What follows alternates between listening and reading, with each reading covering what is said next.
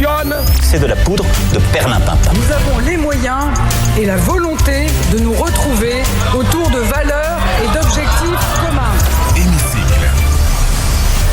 La chronique politique du Grand Journal avec un nouvel expert cette saison tous les jeudis. Nous sommes ravis de l'accueillir. Bonjour Mathieu Slama. Bonjour. Et bienvenue sur Radio J. Mathieu Slama, vous êtes essayiste et vous enseignez la communication politique au CELSA Sorbonne Université.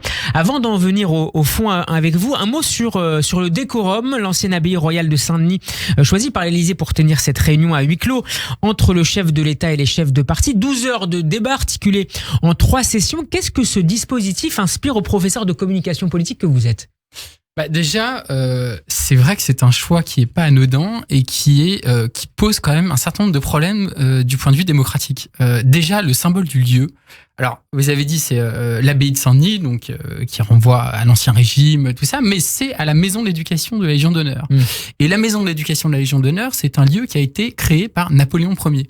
Donc, on voit aussi que là, le symbole est, alors je dirais pas tout à fait républicain, mais en tout cas clairement marqué du côté de la volonté d'affirmer le présidentialisme. Ça, c'est une chose.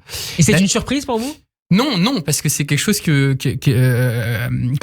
laquelle nous a habitué Emmanuel Macron, cette mise en scène du présidentialisme, cette présidentialisation à l'extrême de la Ve République. Dès les premières heures d'ailleurs de son mandat. Complètement, aller à Versailles même, etc. Donc ça, c'est un grand classique chez Emmanuel Macron. Mais là, s'ajoute à cela quand même le choix donc du huis clos. Donc pareil, c'est pas très démocratique le huis clos, si vous voulez, voilà.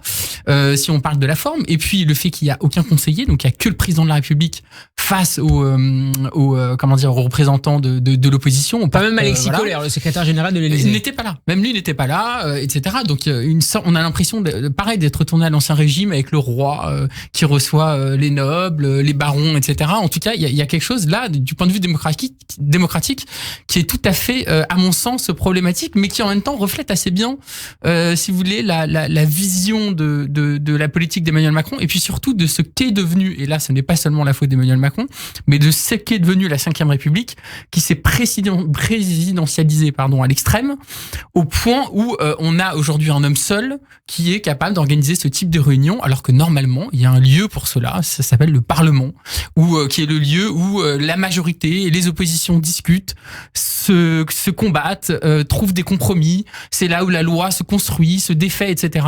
Ça s'appelle le Parlement, et c'est vrai que on peut aussi être étonné de ce choix, finalement, de cette réunion en tant que telle, encore une fois sans parler du fond, là où, encore une fois, le Parlement est normalement fait pour ça. Et puis aussi, on a une première ministre, on a des ministres. Alors on va y venir justement sur ces points, Mathieu Slama. Ces rencontres de Saint-Denis pour discuter cohésion de la nation, institutions, enjeux du moment.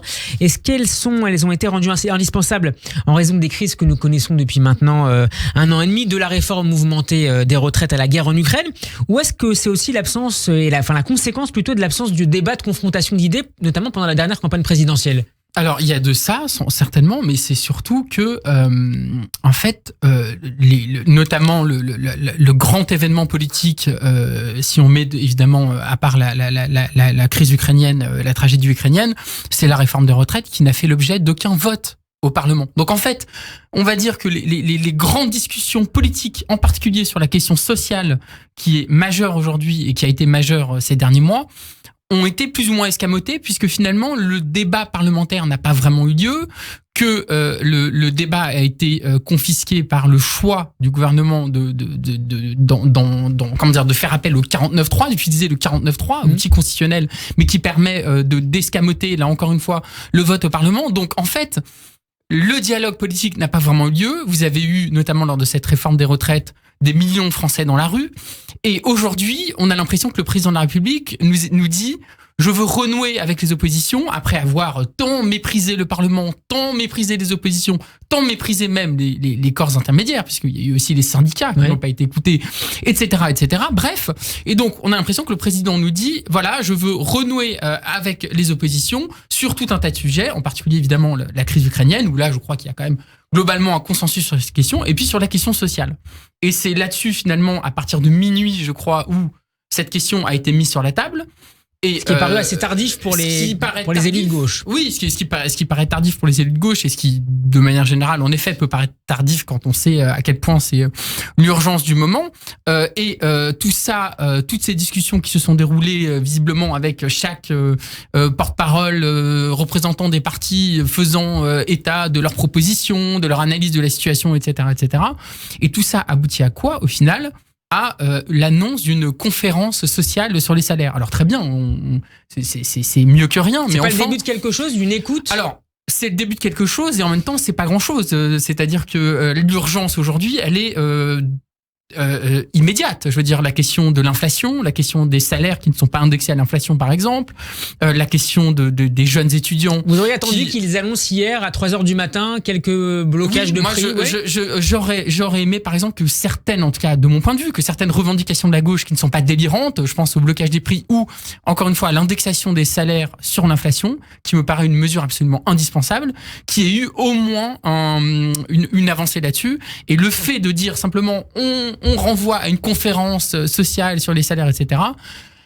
Pardonnez-moi, mais c'est une nouvelle manière finalement de pas vraiment rentrer dans le fond des sujets et puis de ramener ça encore une fois à une conférence, alors qu'encore une fois l'urgence sociale elle est devant nous. Même si Bruno Le Maire, le ministre de l'économie, a annoncé tout à l'heure que les prix de 5000 produits n'allaient pas augmenter, voire aller reculer. Elisabeth Borne, qui était aussi l'une des grandes absentes de ces rencontres de Saint-Denis, avait parlé du Rassemblement national comme d'une excroissance directe du Front national, une forme d'extrême droite à la papa.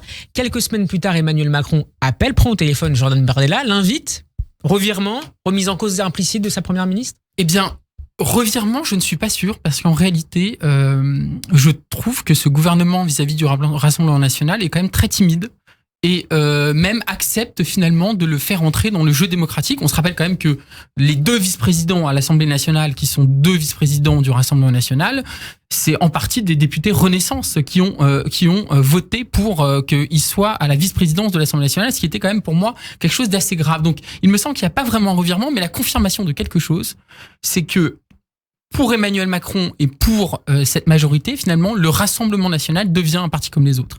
Et je trouve quand même que c'est très grave d'avoir invité le Rassemblement national, donc ce parti d'extrême droite, à cette réunion, parce que ça en fait un parti comme les autres. Ça banalise le Rassemblement national en tant que parti. Il n'est plus exclu de l'arc républicain. Il n'est plus exclu de l'arc républicain. Il devient un parti républicain au regard de la manière dont le gouvernement le traite.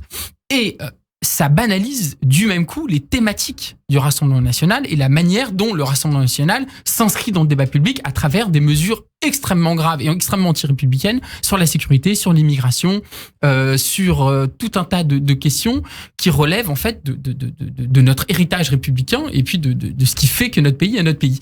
Et ça, c'est très grave parce qu'au fond, je pense qu'Emmanuel Macron alors il n'est pas seul, mais a une part de responsabilité dans cette banalisation.